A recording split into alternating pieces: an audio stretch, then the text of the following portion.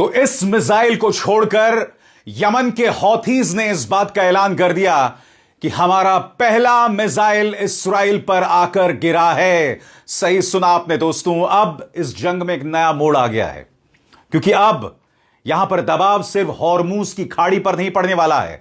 बाब अल मंदब एक और सकरा सा चोक पॉइंट है जिसका इस्तेमाल अब ईरान और यमन, या ये कहा जाए हौथी विद्रोही, करने वाले हैं। सबसे पहले मैं आपको वो मंजर दिखाना चाहता हूं जब हौथियों ने वो मिसाइल यमन से इस्राइल की तरफ दागी, जो कई खबरों के मुताबिक उसके न्यूक्लियर प्लांट्स को निशाना बनाने के लिए था। यानी कि जो लक्ष्मण रेखा इस्राइल ने पार की, अब उसका मुंह तोड़ जवाब दिया जा रहा है। सबसे पहले मैं चाहूंगा आप इस वीडियो को देखें।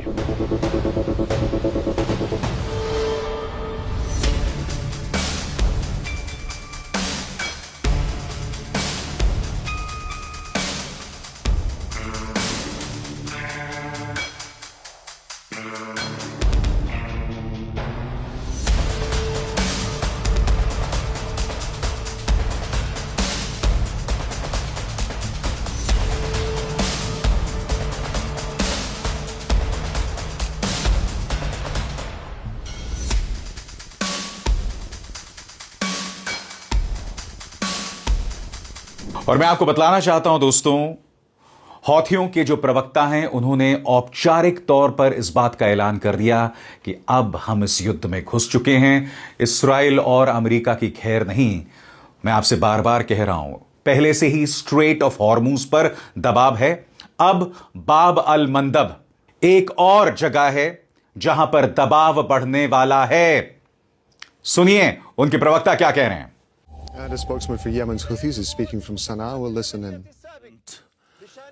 Of the Yemeni armed forces regarding the immediate intervention in support of the Islamic Republic of Iran and to the resistance fronts in Lebanon, Iraq and Palestine, and within the current situation of the escalation and the ongoing attacks against our brothers in Lebanon and Iran and Iraq and Palestine.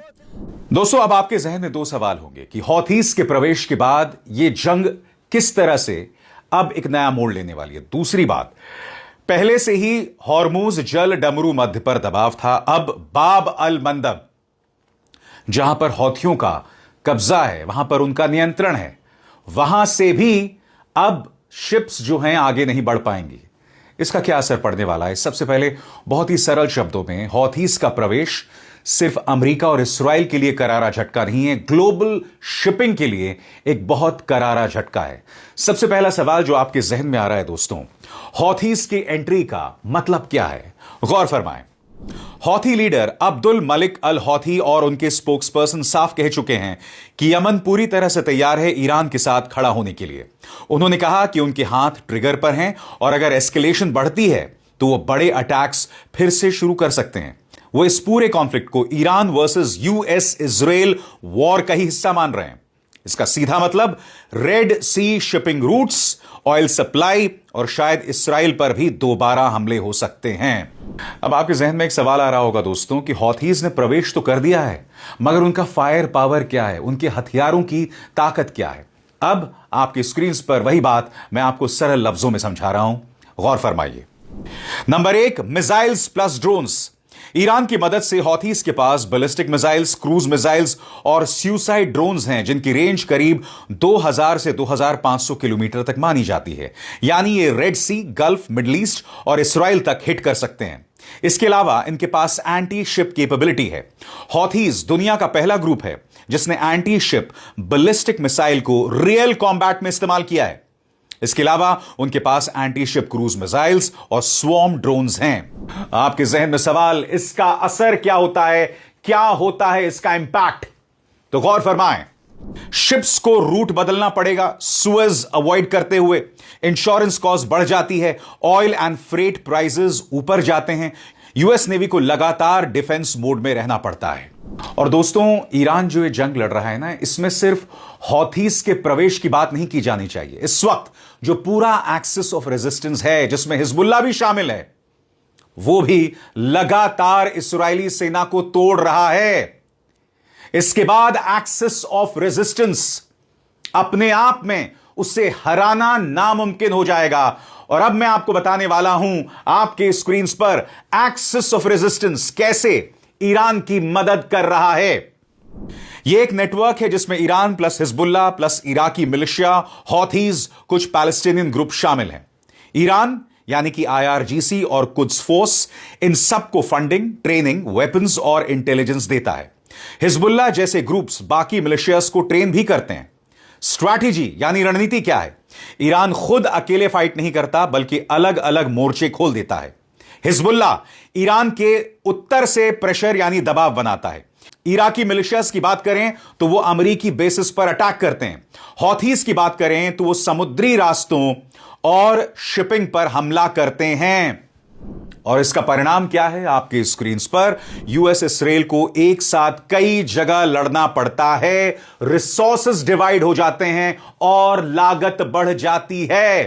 यानी कि जाहिर सी बात है इस जंग में America और Israel का करोड़ों डॉलर्स खर्च होता है और इसलिए यह जंग उसके लिए कॉस्ट इफेक्टिव नहीं है। अब जबकि बात मैं एक्सिस ऑफ रेजिस्टेंस की कर रहा हूं दोस्तों, तो सबसे पहले मैं आपको बताना चाहता हूं कि हिजबुल्लाह कैसे टारगेट कर रहा है। गौर फरमाएं। वेपन्स यानी हथियार, हिजबुल्लाह के पास हजारों रॉकेट्स, मिसाइल्स और ड्रोन्स हैं जिनमें कुछ प्रिसिशन गाइडेड भी हैं। टारगेट्स बॉर्डर के पास टाउन्स और मिलिट्री बेसिस, नॉर्दर्न इजराइल में लगातार रॉकेट फायर, और अगर हम डीप टारगेट्स की बात करें तो उसमें एयर बेसिस, शहरों, एनर्जी इंफ्रास्ट्रक्चर पर टारगेट करना हो सकता है। हिजबुल्लाह की टैक्टिक्स यानी रणनीति क्या है?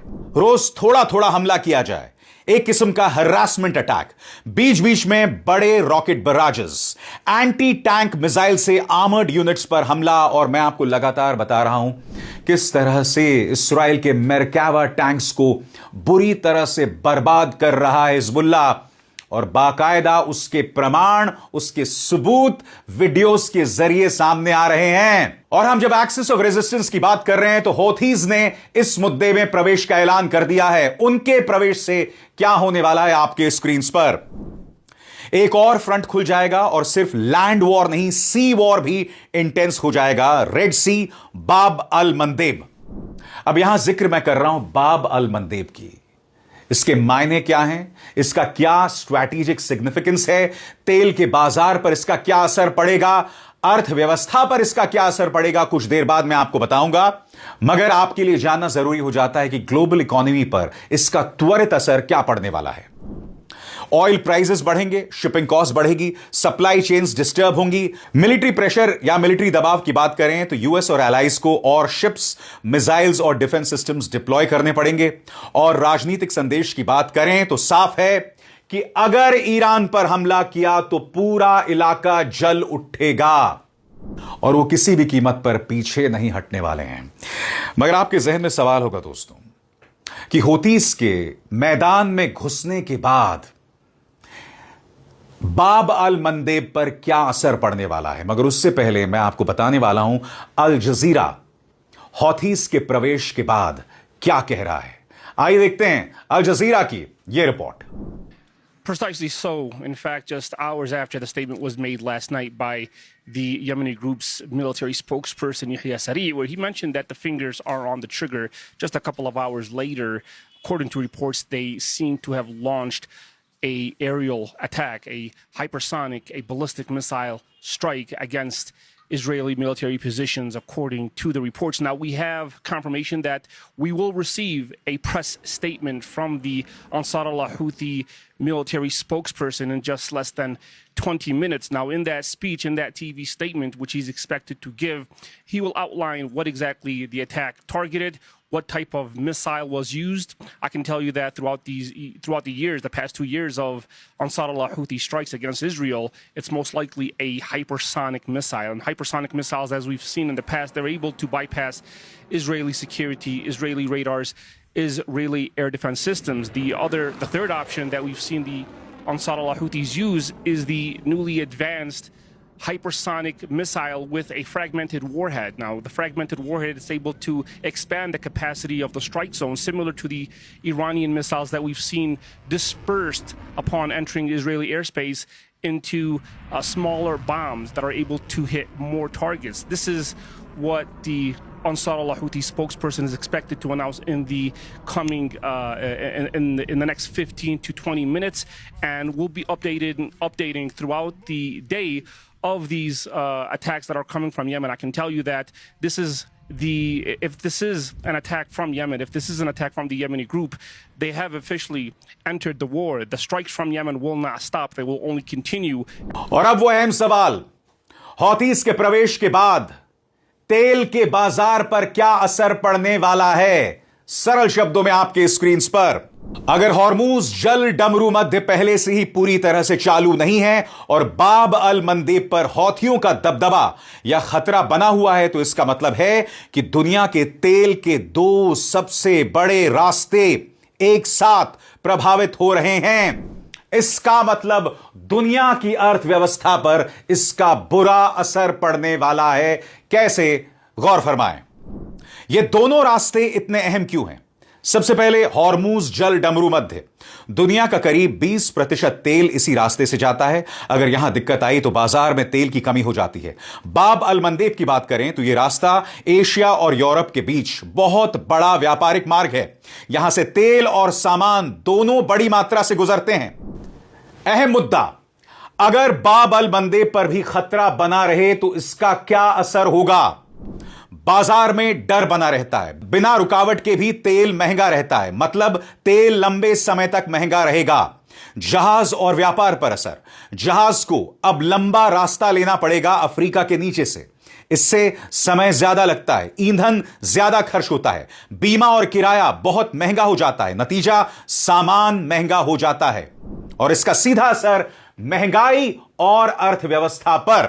तेल महंगा यानी हर चीज महंगी, यात्रा, कारखाने, खाने पीने का सामान, इससे महंगाई और बढ़ जाती है। और आपके जहन में सवाल होगा कि किन देशों पर इसका सबसे बुरा असर पड़ रहा है। आपके स्क्रीन्स पर भारत, चीन, यूरोप के कई देश तेल बाहर से खरीदते हैं, खर्चा बढ़ जाता है, महंगाई और बढ़ जाती है।